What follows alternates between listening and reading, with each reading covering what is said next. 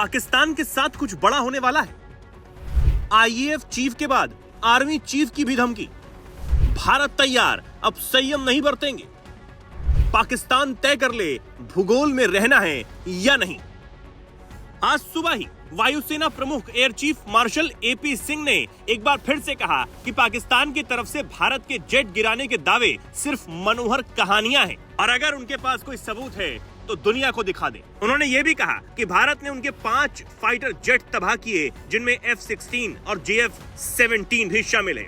वहीं अब वायुसेना प्रमुख के बाद राजस्थान की धरती से army chief general Upendra Dwivedi ने पाकिस्तान को ललकारा है और ऐसी धमकी दे दी है जिसके बाद असीम मुनीर के भी कान खड़े हो जाएंगे। जनरल उपेंद्र द्विवेदी ने पाकिस्तान को धमकाते हुए ये साफ कह दिया कि अगर पाकिस्तान को नक्शे पर बना रहना है तो वो आतंकवाद का साथ छोड़ दे, वरना इस बार भारतीय सेना पाकिस्तान पर ऐसे टूटेगी कि पाकिस्तान का नामो निशान ही खत्म हो जाएगा। Army chief general Upendra Dwivedi ने कहा, जिस तरह से भारत ने ऑपरेशन सिंदूर 1.0 में संयम रखा है, अब की बार भारत ये संयम नहीं रखेगा।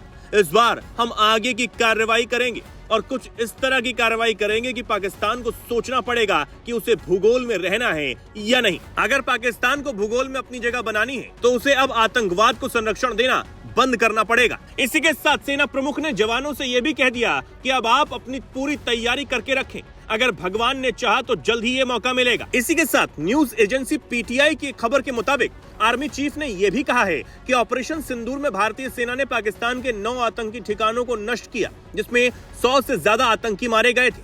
ऑपरेशन सिंदूर हमारी जिंदगी से इस तरह से जुड़ गया है कि जब तक हम जीवित रहेंगे तब तक ये हमारे साथ रहेगा। ऑपरेशन सिंदूर नाम प्रधानमंत्री नरेंद्र मोदी की ओर से दिया गया था और यह ऑपरेशन महिलाओं को समर्पित था। अब जनरल उपेंद्र द्विवेदी की ये ललकार ऐसे समय में सामने आई है जब एक दिन पहले ही विजयदशमी के मौके पर रक्षा मंत्री राजनाथ सिंह ने पाकिस्तान को ऐसी कड़ी चेतावनी दी थी कि पाकिस्तान भी कांप उठा होगा। रक्षा मंत्री ने क्या कुछ कहा था वो भी सुन लीजिए।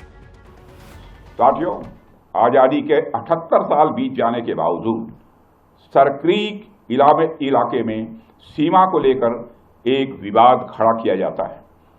भारत ने कई बार बातचीत के रास्ते इसका समाधान करने का प्रयास किया है, मगर पाकिस्तान की नीयत में खोट है, उसकी नीयत साफ नहीं है।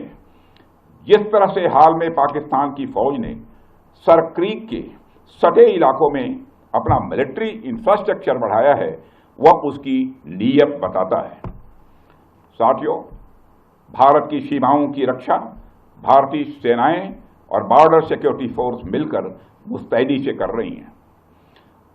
अगर सरक्रीक इलाके में पाकिस्तान की ओर से कोई भी हिमाकत की गई तो उसे ऐसा करारा जवाब मिलेगा कि इतिहास और भूगोल दोनों बदल जाएंगे मेरे साथियों।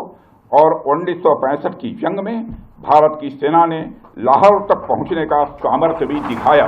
तो अब चाहे वायुसेना प्रमुख एपी सिंह हो या फिर army chief general Upendra Dwivedi या फिर रक्षा मंत्री राजनाथ सिंह, जिस तरह एक एक कर पाकिस्तान को बॉर्डर से ललकारा गया है, उसके बाद तो यही नजर आता है कि आने वाला समय पाकिस्तान के लिए बहुत ज्यादा खराब रहने वाला है।